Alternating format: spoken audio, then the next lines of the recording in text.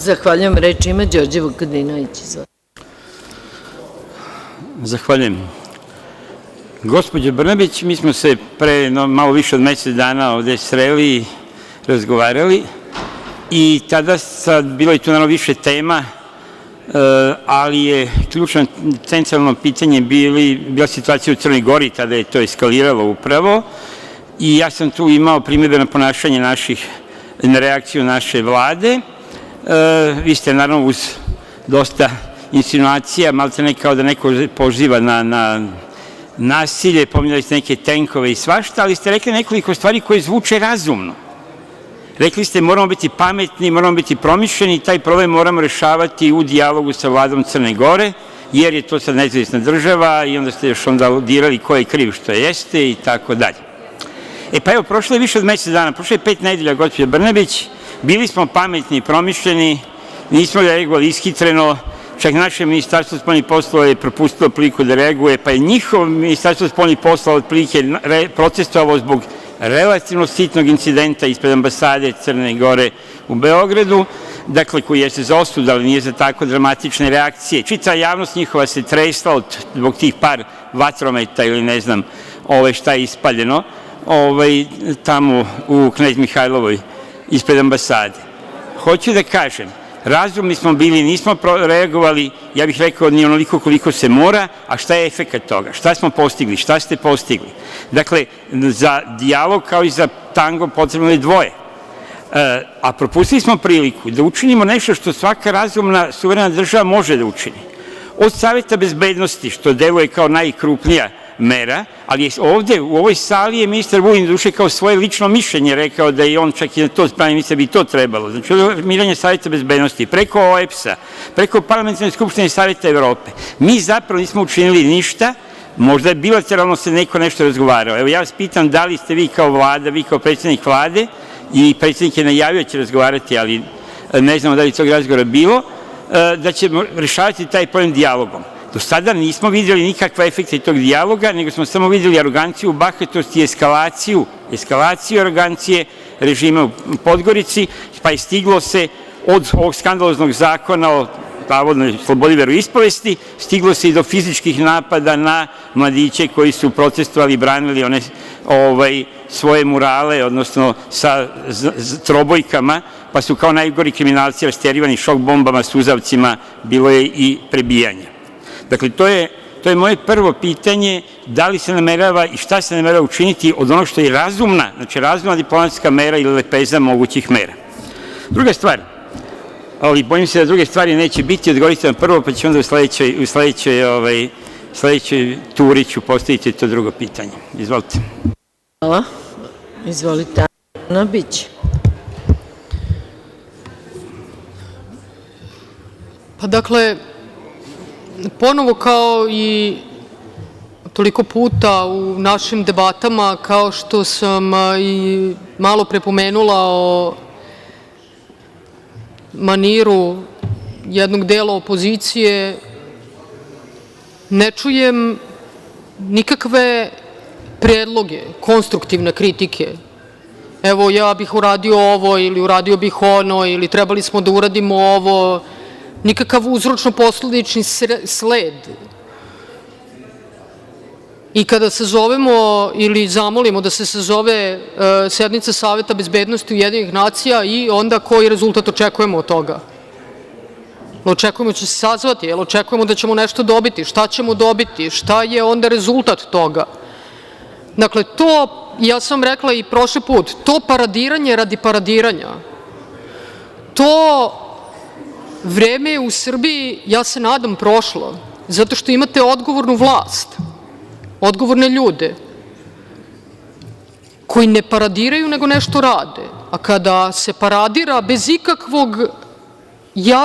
ikakve jasne vizije šta želimo da postignemo i gde će to i u koju situaciju dovesti Srbiju i Srbiju u odnosu na taj drugi problem,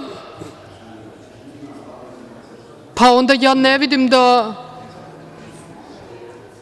to zaista ima nekog smisla. I kao što smo i prošli put pričali, čini mi se da je prava i pametna diplomatija kad je ima mnogo više u kontaktima koji se ne vide, nego paradiranjem nečega što neće doneti nikakav rezultat, a ni vi sami ne znate šta bi očekivali od toga.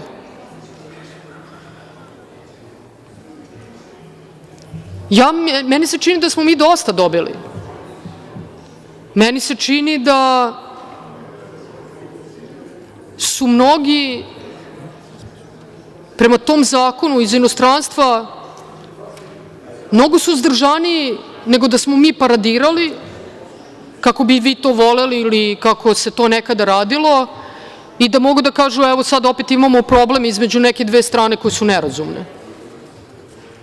Mi smo jasno rekli da se mi sa tim zakonom ne slažemo, da on ugrožava prava i slobode srpskog naroda u Crnoj Gori, ali isto tako da je Crna Gora suverena država, čiji suverenitet mi poštujemo i u čiji suverenitet ne želimo da se mešamo, ali da imamo pravo i da imamo obavezu da zaštitimo srpski narod u Crnoj Gori ili gde god on živeo. I to mišljenje se danas poštuje. I mislim da u tom smislu, da je to racionalno reagovanje dovelo između ostalog i do toga da su neke druge međunarodne sile i faktori suzdržani prema tome. I da je svaki naš nesmotreni potez mogao da posluži kao alibi za podršku tom zakonu. To ja mislim. Ali bih isto tako iz ovog doma od narodnih poslanika volela da čujem, ako se ne slažu sa tim što Vlada radi, predlog šta bi mogli drugačije da uradimo. Ali predlog sa tim šta očekujemo mi onda od toga. Zato što je ipak odgovornost na nama kad tako nešto uradimo. Šta očekujemo? Koji rezultat?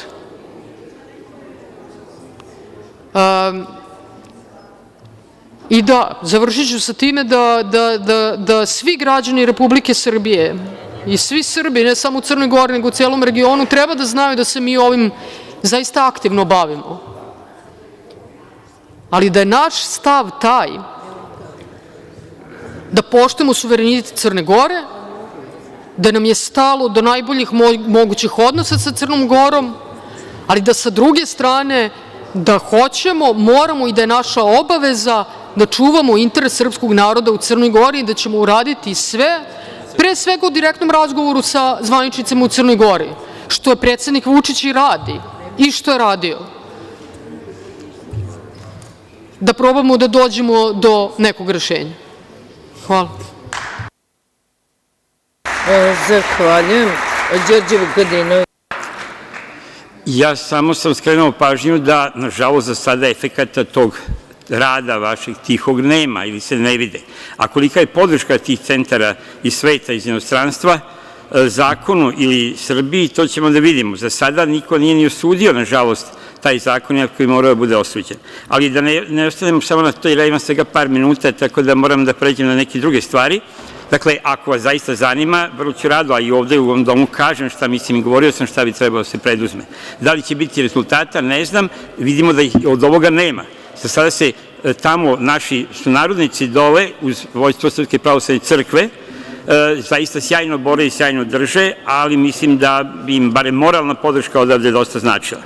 Vi ste rekli u svom izlaganju da malo čas, da je vojska se ne dira, vojska se ne napada, namenska industrija se ne napada, postoje stvari koje se u jednoj državi normalno i ozbiljnoj ne dovode u pitanje. Ja se tu donekle slažem s vama, to je u velikoj meri slažem, ali se plašim da ste vi tu imali na umu potezanje i priču o aferama i nekim skandalima koje su javnosti izbile povodom stanja u našoj vojsci, posebno u vezi sa namenskom industrijom. Znači, niko ne napada i ne ruši namensku industriju ili vojsku, barem ja to sam poslednji koji bi činio, nego je reč o tome da se tu urušava vojska, urušava namenska industrija čudnim poslovima, čudnim biznisima, gde proizvođač, državni proizvođač je na gubitku, državni trgovac, SDPR i državni izvoznik je na gubitku i loše posluje, a jedino dobro prolaze privatni posrednici. Da govorim o vezi tih privatnih posrednika sa nekim rođacima ili bliskim članovima familije nekih predstavnika vlasti. To je problem, gospodo Brnabić. Znači, nemoj da zamenjamo teze. Uostalom, o ovoj aferi se govori tek nekoliko meseci. Znači, nije tu urušila našu namensku industriju, niti bih i ja urušavao bilo čime, namerom ili rečju, ali mislim da je ukazivanje na zloupotrebe doprinos zapravo bezbednosti i namenskoj industriji. I, pošto imam još jedan minut, samo bih vas pitao, pošto ste vi predsednik Vlade, Vlada je, odnosno država je vlasnik većinski Telekoma, vi ste se izjašnjavali o tome, da li mislite da bi možda mogla Vlada aktivnije da se uključi u ovaj spor, u ovaj, vi biste rekli komercijalni, ali nije tu reč samo o trgovini i biznisu, spor između United grupe i Telekoma u vezi mogućnosti da svi građani ove zemlje mogu da gledaju sve kanale i sve programe.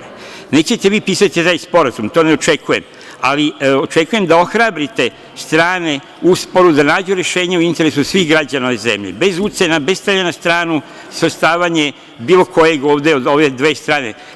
Kad ima konkurencije, očekivati je od toga građani profitiraju, da budu niže cene i bolja ponuda. A mi imamo tuču provajdera i ovih operatera, a građani nemaju baš bolju uslugu ni s jedne ni sa druge strane. Hvala. Hvala, izvolite. Odgovor. Ok, par stvari. Ovo što kažete da vi predlažete, a ne znate da li će biti rezultata. Ma nije to tako strašno. Strašno je što, po mojoj proceni, vi ne znate ni šta bi rezultat značio. Hajde da tražimo sednicu Saveta bezbednosti Ujedinjenih nacija po ovom pitanju. Rezultat je šta? Šta očekujemo mi od toga? Tražili smo i šta očekujemo? I šta će biti posle toga? Šta je posledica toga? Šta je rezultat? Dakle, ne da li će biti rezultata, nego šta je rezultat prema kome ćemo mi da ocenimo da li smo rezultat imali ili ne.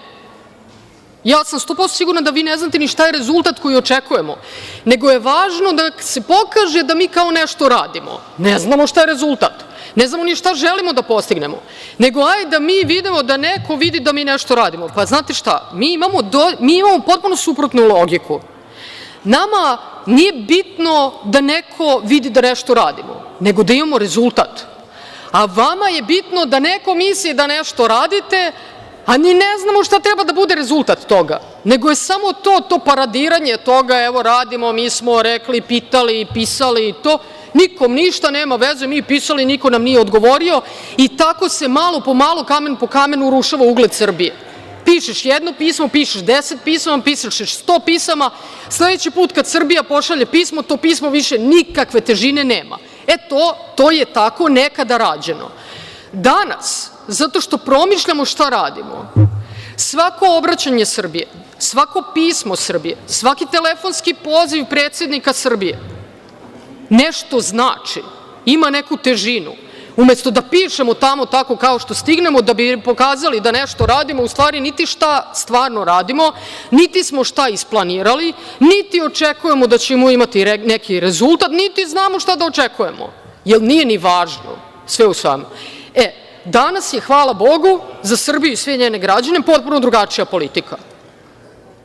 Diplomatija se vodi onako kako je vode ozbiljne zemlje, ne mora uvek da bude lupanje o fanfare i busanje u grudi, nego je važno da da rezultat. Da li nema rezultata? Pa ja se tu takođe ne bih složila sa vama. Zato što je do sada izostala reakcija na taj zakon. Dakle, on još uvek nije dobio podršku bilo kojih međunarodnih faktora, bilo kojih. I od njihovih jako bliskih partnera do manje bliskih. Dakle, nije pozdravljen taj zakon, makar da sam ja to videla. Pa i to valjda znači nešto. Pa da vidimo polako. Ali opet, najvažnije je da se mi nećemo mešati u suverenitet Crne Gore, kao što ne bi voleli da se neko meša u suverenitet Republike Srbije i naše donošenje odluka. Ali takođe da se ne stidimo, kao što smo se nekada stideli, da kažemo da Srbi žive u Crnoj Gori kao što Srbi žive u Makedoniji, kao što Srbi žive u Bosni i Hercegovini, kao što postoji Republika Srpska i činjenica je, kao što Srbi žive u Hrvatskoj i da ćemo mi braniti njihove interese, da je to naše pravo i naša obaveza. I to je mnogo drugačija politika nego što je vođena do 2013. ili 2014. godine. Mnogo različita politika. Što se tiče napada na namensku industriju ili na neke generalne stvari koje se tiču, ja mislim, makar po meni, nacionalnih interesa Republike Srbije. Dakle, to da li je nešto afera, nije afera, da li je neko uradio nešto što nije bilo dozvoljeno ili ne, nije ni na vama ni na meni da kažem. Valjda zato postoje institucije i valjda se zato toliko borimo za vladavinu prava. I hajde da ne donosimo zaključke pre nego što institucije nadležne urade svoj posao. Ali postoje neke stvari koje se koriste kao napadi na namensku industriju. Čak ovde ova stvar se direktno ne koristi kao napad na namensku industriju, nego direktno na Vojsku Republike Srbije. A to je Morović. Kada neko iz opozicije, iz jednog dela opozicije, iz jedne političke grupacije, nisam pričala o vama i vi niste pričali o meni, pa vam zato kažem. Dakle, ja vam kažem da ne pričam stvari napamet. Kada kažem da se napada namenska industrija i Vojska Republike Srbije, nisam rekla da je vi napadate, nego da se napada i da je to nedopustivo u svakoj normalnoj zemlji i kod bilo koga koji iole voli i poštuje svoju državu. Afera da se na vojnom gazdinstvu Morović gaji marihuana je napad na Vojsku Republike Srbije. Ne ni na namensku industriju, ne ni na bilo koju porodicu, bilo koga u ovoj Vladi koju toliko vole da napadaju. Ovo je napad na Vojsku Republike Srbije. Jesmo čuli izvini? Jesmo imali jedan dokaz na to? Jel sutra kogod ukuca iz inostranstva Morović ili Vojska Srbije će videti da gaji marihuanu? Pa sad bilo tačno, ne bilo tačno, oni će to videti. Koliko ljudi ima koji to nikad neće proveravati, nego će uzimati zdravo za gotovo? Da pripadnici Vojske Republike Srbije i Vojska Republike Srbije i Ministarstvo odbrane na vojnom gazdinstvu gaji marihuanu. Da li smo čuli izvinite? Pogrešila sam. Ne. Otišle su kamere, ja sam se šalila pre neki dan. To mi je zaista prva stvar koja mi je pala na pamet. 1.000.000 koka tamo. Pa ja sam očekivala da gospođa Tepić izađe sutradan i kaže istina je, nema marihuane, ali među onih 1.000.000 koka postoje koke špijuni i koke nosilje. I Vojska Republike Srbije pravi koke špijune. Te koke špijuni su posebno obučene da nose novac za otpriznavanje Kosova. To je sledeći korak. To će biti sledeća afera. Te koke nose novac da bi neko povukao priznanje Kosova. Pošto smo čuli i da plaćamo otpriznavanje Kosova, zato što su ti ljudi tamo koji su učinili gest najdubljeg poštovanja prema Republici Srbiji, time što su povukli priznanje jednostrano proglašene nezavisnosti Kosova, znate šta su oni uradili? Oni su svi korumpirani. Niko od njih ne razmišlja o međunarodnom pravu, o vladavini prava, o međunarodnom pravnom poretku, miru i stabilnosti. Niko od njih nema poštovanje prema Republici Srbiji, prema naporima da imamo dijalog sa Prištinom, prema tome da smo pokazali da smo ozbiljan i iskren partner. Ne. Gospođa Tepić je rekla da su oni svi korumpirani, a mi ih korumpiramo. Ista ona koja je rekla da se u Moroviću gaji marihuana. Još 380 nekih gluposti, nema ni veze. Ali vam ovo ponavljam zato što je to napad, direktni napad na Vojsku Republike Srbije. Da kažete, ok, nije čak ni na namensku industriju, jer su Bog zna kakve, ne znam ni ja, mirotvorci. Evo ja vam kažem, nije. To je sve samo lični, personalni interes. Da se sruši namenska industrija Republike Srbije, kao što je rušena svih ovih godina pre toga dok su oni bili na vlasti i oni bili odgovorni za to kako ona izgleda, pa nije postojala, pa smo je sad ponovo izgradili, pa je sad ruše aferama. Evo, tako i Morović isto. Dakle, pogledajte zaista za te koke, ja sam videla da postoje neke zemlje imaju ove delfine koje su špijuni i mi imamo koke, one su u Moroviću, dobro su sakrivene između koka nosilja, pustimo ih i one lete tako, naše koke i lete, da. Reći će vam Marinika Tepić. I one lete tako i nose direktno novac tamo ovim zemljama koje treba da povuku priznanje Kosova. Tako da to je sledeća afera.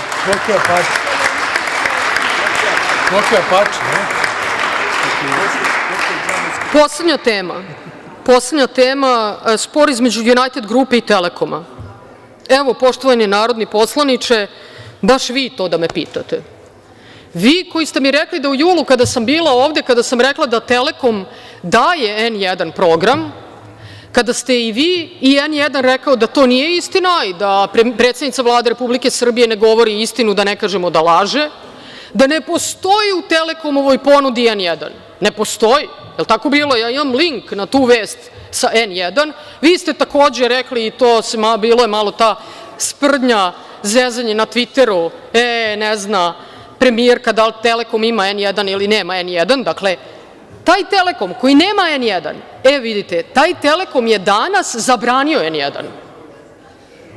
Znači, taj koji nema N1, oni su danas zabranili taj N1. Ne znam kako su ga zabranili kad ga ne daju. Smo pre 7 meseci zaključili da ja ne govorim istinu i da Telekom u svom programu nema N1. Kako su ga sad isključili? Jel može jedno ili drugo? Na ovome insistiram zato što je ovo eklatantan primer i toga kako pojedini mediji izveštavaju i kako se istina u ovoj Republici Srbiji za pojedine ljude i političke grupacije menja iz dana u dan u odnosu na to kako im ona odgovara. Bez toga da bilo kakvo objašnjenje duguju zašto su onda rekli jedno, a danas govore potpuno suprotno. Bez ikakvog objašnjenja. Nema veze. Tada nije bio N1 u Telekomovoj ponudi. Ali danas ga ima i Telekom ga isključio. Otkud smo došli do toga da ga ima, kad ja nisam govorila istinu? I da li će Vlada Republike Srbije da se meša u to? Pa ne. To je komercijalni dogovor između dve kompanije. Ne bi se mešali ni da nije dignuto na nivo političke kampanje. Političke kampanje, da ponovim još jednom, koji se tiče samo isključivo toga da li u Srbiji postoji sloboda medija ili ne postoji sloboda medija, da li mi sad gasimo taj svetionik slobode N1 koji je na tom kanalu 38. po gledanosti, pa baš imamo interes veliki da ga gasimo.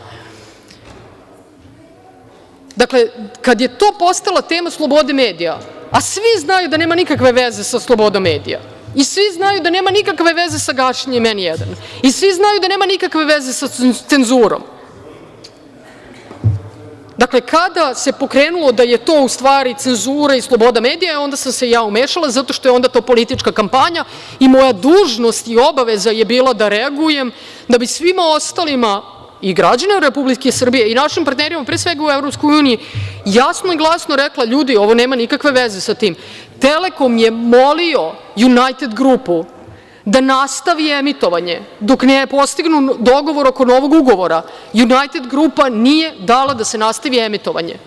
Ako se ne varam, juče je Telekom poslao pismo i objavili su to u našim medijima, United grupi, da su oni oformili svoj tim i da su odmah spremni za nastavak razgovora i ponovili ponudu da u toku razgovora praktično samo aneksiraju postojeći ugovor tako da nastave da se vide svi kanali do trenutka kada se potpiše novi ugovor.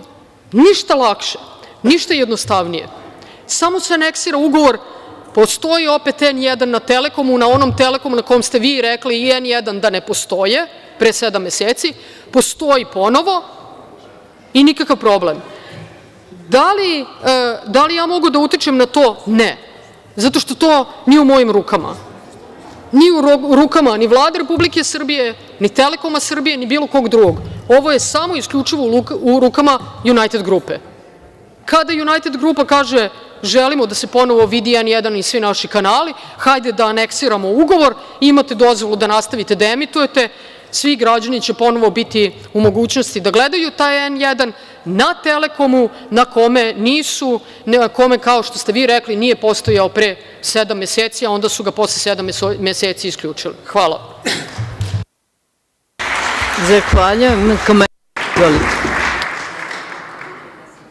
Pa lako je vama da budete efektni, elokventni kada imate sve vreme ovog sveta.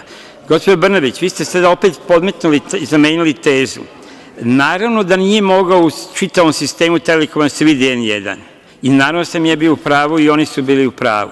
Nego u jednom delu, kod onih operatera koje je u međuvremenu Telekom kupio, tamo je moglo da se vide ti kanali United grupe i N1 i sport kanali. Znači, koje je on u međuvremenu kupio u okviru ove akcije objedinjavanja i okrupnjavanja, protiv čega ja nemam ništa. Tamo je moglo, oko toga se vodi spor. I dalje u velikom delu, najvećem delu, dakle kabla koji drži Telekom, ne mogu da se vide ti kanali. Nije to mnogo važno, ali pokazuje kako vi se služite poluinformacijama, da ne kažem nešto gore ovde. I samo još povodom, pošto ste direktno rekli, to je opet i nepravedno i grubo, rekli ste da ja ne znam ni šta bi želeo kada reč o situaciji u Crnoj Gori. Vrlo znam šta bi želeo. Kao i većina ovih koji protestuju zbog situacije u Crnoj Gori. Želim povlačenje spornog i skandaloznog zakona o slobodi veroispovesti. To je cilj.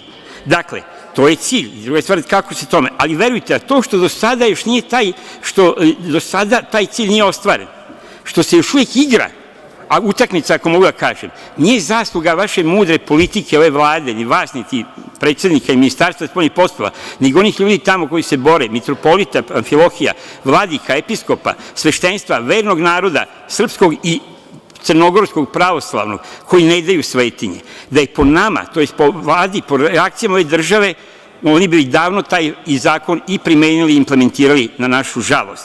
Dakle, nemojte se kititi tuđim perjem, nego pogledajte da se nešto učini što se može.